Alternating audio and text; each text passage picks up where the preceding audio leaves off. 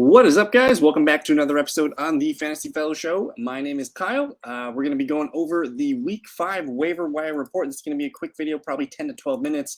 I do want to just go over everything on the fantasyfellowship.com for you guys, and we will be doing a live stream tomorrow night, 7 p.m. Central Time, where you guys can come and ask all your waiver wire questions, whatever you need. But there's a link in the description to get you to the Waiver Wire Report. Let's just go over the notable injuries real quick. Nothing too crazy here. Herbert had a hand injury, but he's going to be fine. It's his non-throwing hand. He's going to be fine. They have a bye week this week anyways. Deshaun Watson has a bye with the shoulder injury. He should be fine for week 6. We'll be watching the Matthew Stafford hip injury. I have him as questionable, but I think he's going to be just fine. The real big one here was Kenny Pickett with the left knee injury. I have him listed as doubtful. They have a bye week 6, so probably not going to see Kenny Pickett back until week 7. Kyler Murray, if you guys want to stash him, he might be out for a few more games. He might be back in November. And then Jimmy Garoppolo still in concussion protocol. Unfortunately, we'll see if he can get back to practice this week. As far as the running backs go, Austin Eckler, he's going to be on bye this week. He'll be back week 6. I'm pretty sure about that. Saquon Barkley with an ankle. I'm going to list him as probable for week 6. Jonathan Taylor, they said he's going to start practicing on Wednesday, so good sign for him to return. Not sure if he's going to play yet. Javonte Williams with a hip flexor. He might be out a game. Doesn't sound too serious, but at least it's not a multi-game injury. It might be 1 or 2 at the most. Elijah Mitchell still with a knee injury. Jeff Wilson's, he can finally be activated off IR, so we'll watch for that. Rico Dowdle left the game with a hip injury. I think he's going to be okay, though. We'll see if he can practice. Keaton Mitchell, the rookie running back for the Ravens, he's going to probably get activated off IR this week. We'll see what he can do. Keontae Ingram with a neck injury. He wasn't able to play yesterday, so Imari DiMercado was the RB2 for James Conner. We're going to see Cooper Kupp back at practice this week. Not sure if he plays week 5. The big receivers were T. Higgins with a fractured rib. I have him listed as doubtful, likely return for week 8. But, hey, he said some really positive things today that he might be able to go this week. So he might have to play through some pain tolerance, but we'll see. You're going to have to monitor the T. Higgins situation. They do have a bye in week 7. Mike Evans left with a hamstring injury. They're on bye this weekend, so I think he's fine for week 7. We'll see about Odell Beckham, Traylon Burks, and Zay Jones.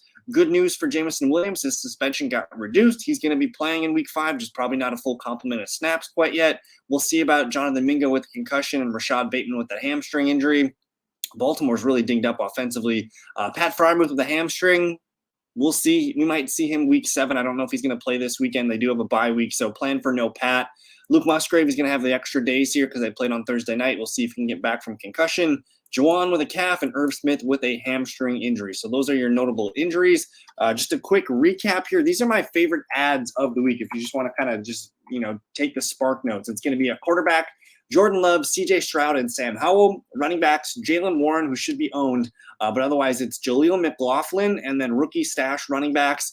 Receivers, Romeo Dobbs, Jameson Williams, Tyler Boyd, and Josh Palmer. Tight end, Cole Kmet, Jake Ferguson, and Hunter Henry. Now let's go ahead and get into the main quarterbacks that you need to know about this weekend. I did make a list of quarterbacks that need to be rostered. If you can get access to any of these guys in your 10 or 12-man league, please add them. They are the best of the best as far as top-end starters go.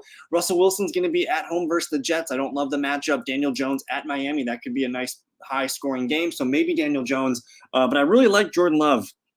Coming off of a really bad first half on Thursday Night Football, but he got it together in the second half at Las Vegas with the healthy Christian Watson, Aaron Jones, and the complementary receivers there. I like Jay Love. Jared Goff at home is always a good bet. Stafford at home against the Eagles, maybe. But I do like CJ Stroud, man. They're getting healthier. I think they're getting some guys back on the offensive line this weekend. They're traveling to Atlanta, and he's just been too hot to ignore the last few weeks. So I like Love, and I like CJ Stroud.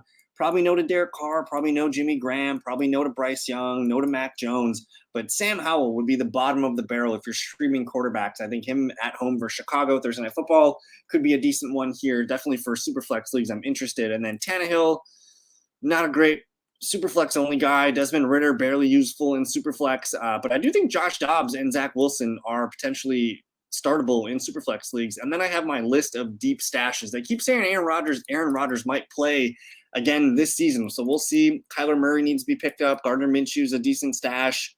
But otherwise, nothing really here makes sense. I do want to just note Taylor Heineke if we do see Desmond Ridder and the Falcons struggle, Taylor Heineke would be the next man up there. So keep an eye on him. I might stash him in my Superflex leagues. At the running back position, this one's pretty beat up, and it's not an amazing waiver wire run for running back. I just want to note, I try to put players that are 70% or less owned on ESPN. So Jalen Warren at 60%, he needs to be picked up. P. Ryan, Kelly, Gibson, these guys are all borderline droppable at this point. I don't trust Jerick McKinnon. I don't trust Kareem Hunt. Don't trust Ezekiel Elliott, but Gus Edwards, man, he got a lot of touches last weekend. It didn't amount to many fantasy points, but he was the clear lead back for the Ravens. He's okay as a stash. Kenneth Gainwell, I'm still stashing him in case DeAndre Swift goes down.